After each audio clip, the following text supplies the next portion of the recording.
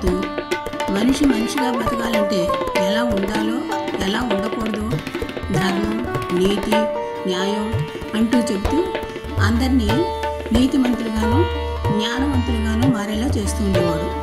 దీనికోసం అతను ఎవరి వద్ద ప్రతిఫలం ఆశించేవాడు కాదు, ధనం అడిగేవాడు కాదు. ఎవరు ఏమిచ్చినా ప్రేమతో స్వీకరించేవాడు. తను తినగా మిగిలిన పదార్థాలు నిస్సహాయ స్థితిలో ఉన్న వారికి అందించేవాడు. కొంతకాలానికి ఊర్లో వారే కాక పొరుగుర్ల వారు కూడా ఈ సాధువును గురువుగా భావించి వారి కష్టసుఖాలు చెప్పుకుంటూ ఉండేవారు. దాంతో వారికి కొన్ని సమస్యలు తీరుతున్నాయని అందరూ చెప్పుకునేవారు.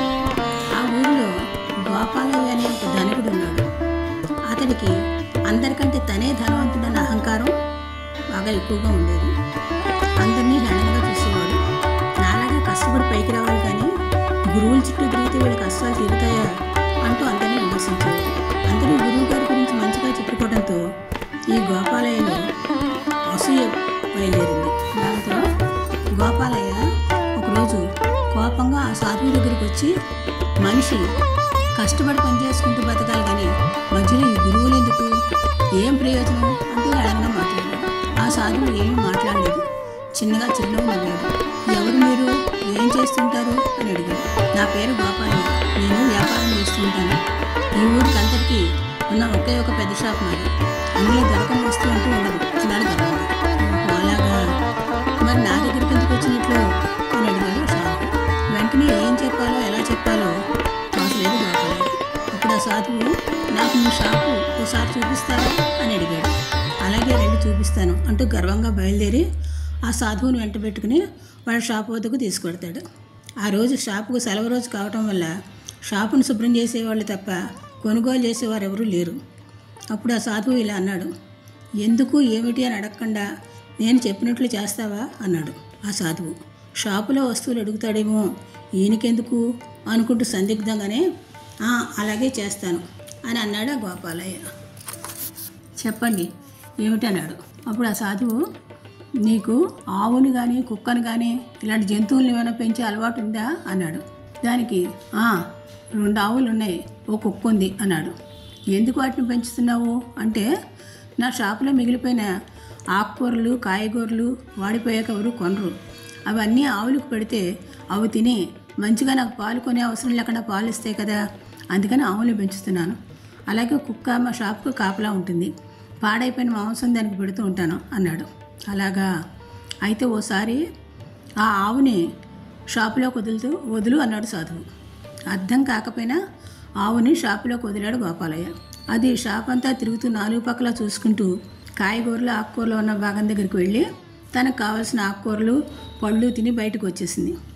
తర్వాత కుక్కను వదలమన్నాడు ఆ సాధువు. ఆ కుక్క సంతోషంగా లోపలికి వెళ్ళి 4 పక్కల చూసి మాంసం అమ్మే విభాగంలోకి వెళ్ళి దానికి కావాల్సింది తిని తోక ఉప్పుకుంటూ బయటకు వచ్చింది.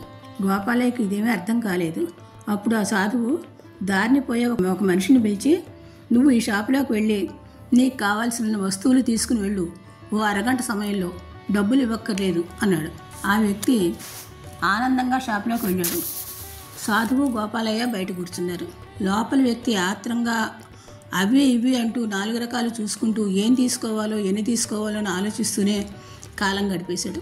అతనికి ఇచ్చిన సమయం పూర్తయిపోయింది. ఇంకా అతను బయటికి రాకపోవడంతో ఇద్దరు లోపలికి వెళ్ళి చూస్తే తల మీద చేతులు పెట్టుకుని ఆలోచిస్తున్న వ్యక్తిని చూసి, ఏమీ తీసుకోలేదివి అని అడిగితే, ఓ నాయనో, ఇన్ని వస్తువులు ఫ్రీగా ఇస్తారంటే ఏం తీసుకోవాలో తెలియక పిచ్చెక్కిపోతున్నది అంటూ 4 పక్కలా తిరుగుతున్నాడు. అప్పుడు సాధువు, నాయనా, నీకు ఇచ్చిన సమయం మించిపోయింది, ఇక నువ్వు వెళ్ళి రావచ్చు అన్నాడు. ఆ వ్యక్తి ఎంతో బాధగా ఖాళీ చేతులతో నిరాశగా బయటకు వెళ్ళాడు. తర్వాత ఆ సాధువు గోపాలయ్యతో అన్నాడు, చూడు నాయనా, ఆవుకు కానీ కుక్కకు కానీ పిచ్చెక్కలేదు, వాటికి కావాల్సినంత తిని బయటికి వచ్చేసాయి.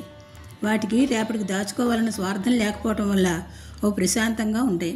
మనిషి మాత్రం అన్నీ నాకే కావాలి, అన్నీ నేనే అనుభవించాలి అని అనుకుంటూ ఉంటాడు.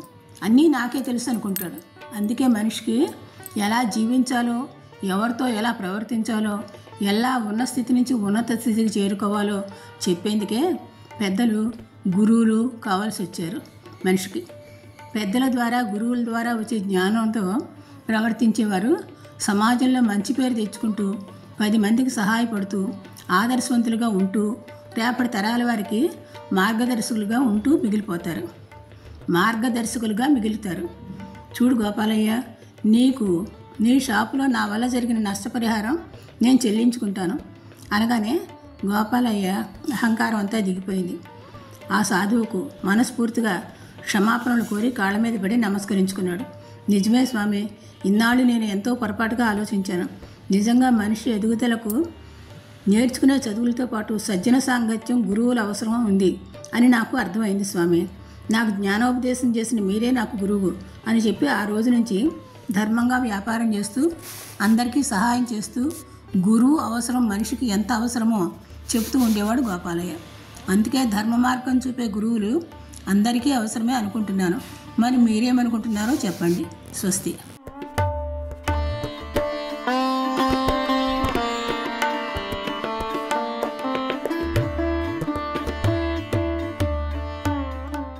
Thank you for watching this video. If you enjoyed it, please hit the like button and the bell notification icon. Like, comment, and subscribe.